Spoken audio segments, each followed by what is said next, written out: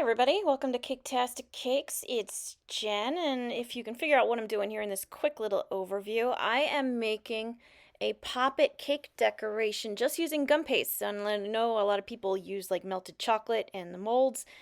There's nothing but gum paste here, so follow along and you can see that this is actually doable and not hard at all.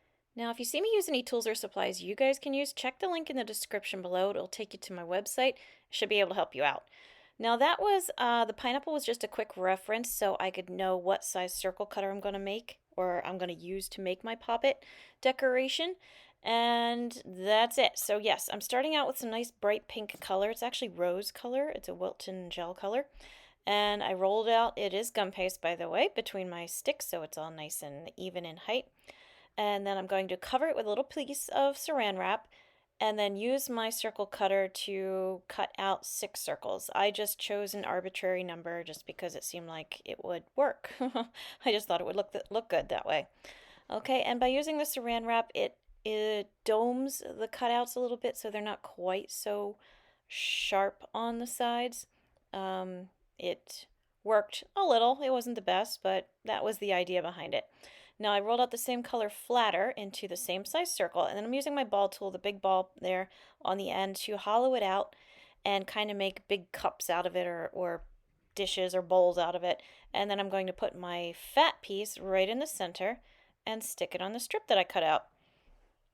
And the strip that I cut out, I don't know if you noticed, but I had used the circle in order to measure it because when you look at poppets, the rows that they're on fit the size of the little pop part very closely. So that's what I'm doing here.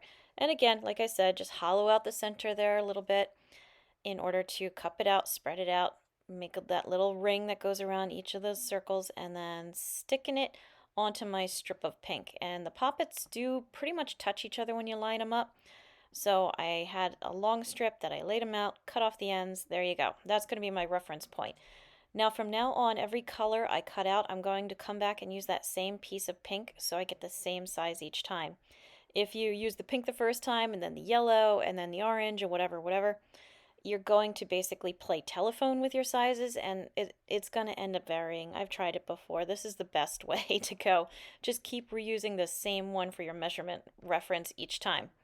Now, just like before, I used my saran wrap, cut out some 6 big thick circles, rolled it flatter to cut out 6 smaller circles, hollow out my circles with my ball tool, make sure my edges are nice and tidy, sit them one inside the other, make sure you don't lose your circle shape there, and then just place it on your strip that you cut out. I'm just going to kind of highlight over it because it's the same thing. We're just rinsing and repeating a lot. And I don't know that this necessarily is quicker or easier than using chocolate and a mold. I feel like this way you're going to get a proper copy, whereas, pouring chocolate into it gives you a reverse copy of it. So instead, like the lines and the colors coming up, they're going to be indented. So maybe it's a little more accurate, but you also have to figure if you're going to do the chocolate way, you've got to melt every single different color, pour them in, clean your pots, get your next one going. Because I do this from my kitchen. This is all home stuff. So I don't have, attendants cleaning pots and pans for me. I wish, but I don't. All right, so anyway, I feel this way comes out pretty nice. And if you don't have chocolate, you don't want to go that route. You don't want to invest in it. If you got gum paste and food coloring, you could do it. So there was my orange. I did the yellow already. Make sure you line them up nice and neat. That's why I haven't attached anything with any water yet either, so that I can move them around. Because I did discover with this decoration some symmetry. It's got to be nice and lined up. So even though if you look closely, you're going to see my circles are all a little different. They're not quite perfect. But if you have everything lined up nice and neat and in rows with each other, it's gonna look good overall. So just take the time to keep measuring everything up. You see, I keep pressing everything into sizes together.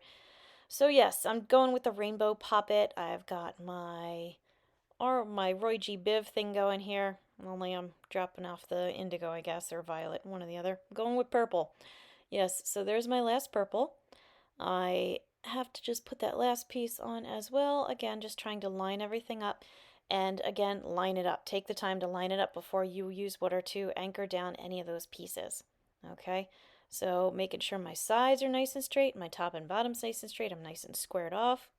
Realize my Roy G. Biv is more of a Rio G. Biv, so I'm fixing that, putting them in the proper order, which means again I gotta line everything back up. Make sure you don't get any lint or anything on your decoration. And now for the outlining of it. Okay, so the top is going to have a nice, the entire toy has, you know, the ridge that goes all the way around it in the different colors. So that's what I'm making here.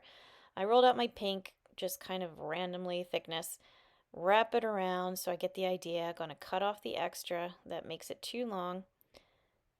And it was also too tall. So if you do look at the decorations, the collar that goes around the outside, it's not all that tall. It extends up and beyond, but not necessarily any higher than the pops themselves, which is how that one was initially. So trim it down, mark off the sides that need to be removed, cut those off, choppity chop. And at this point, I am ready to add water to my decoration to get it all sticking together. So here's my little paintbrush and my water. Paint on that water, if you're not from the Philly area. Wrap it around nice and straight, and that's it. So, the sides are going to be nice and straight. The top and the bottom, the two sides are going to be nice and straight, but leave the corners curved, okay? You don't want a sharp 90-degree angle when you're doing this kind of thing. Now, between each of the colored rows, there is a strip that sticks up, and that strip is whatever the color is beneath the strip. So in this case, my orange line of poppets is going to have an orange strip standing up between the pink and the orange itself. Okay, I hope I can explain that clearly. So all I did was roll out my gum paste, again, nice and thin to make a skinny little line. I'm just freehanding all of this stuff, adding some water to lock it all in place, and then press it into place. You want to make sure, though, that you're at the same height and same thickness as that pink. If it goes thicker or taller or something, it's not going to look as clean. I didn't have perfection when I did this. Toward the end, you're going to see I got kind of lazy with my cuts. Like right there, I really should have taken it off and laid it sideways and cut it so it would have a nice flat, straight surface on the top showing. But again, I got lazy. I was messing around with ideas here and seeing what was doable and what wasn't. So it's going to dip in on a little bit on that one corner now. All right, but just as I said before with the yellow, I put the yellow ridge above it, so now it is between the orange and the yellow. I'm doing the same thing with the green here. The green is below, so the ridge is going to be between the yellow and the green. Get the sides on, push them into place, make sure they're nice and straight, make sure they're not any fatter or taller than the pieces above it, and continue on. That's all you got to do. So this is, like I said, time consuming. It takes time to make this kind of thing. It's not hard at all. It just takes time. And so if you put on a good show that you like to binge while you're doing this to have on in the background, it makes it go a lot more pleasantly. And it was easy. So when I do this again, because I am planning on something for a future cake, I am going to change the shape of it, but now I know it's very doable. This decoration is going to be laying down. If I wanted it to be standing up on the cake though, what I would have done was had a blank piece of gum paste for it all to sit on top of as a backboard basically, and then made my ridge tall enough to cover the backboard as well as come out to the front enough, and then just put a stick on it when it was all set up so I could stand it up. So that's the only thing I would have done differently and will do differently in the future. So yes, I did the purple on. This purple has the bottom and the top. Had a little time to dry, and now I'm spraying it with some clear edible glaze, which makes it nice and shiny, gives it that plastic look, makes it look more realistic. And that's it. When it dries, it looks really good. Like, I was happy with it. So I hope you found this video helpful. Please like and subscribe because it really does help me out. I've got a lot of other videos out there, so please take a look. And as always, thank you for watching Caketastic Cakes.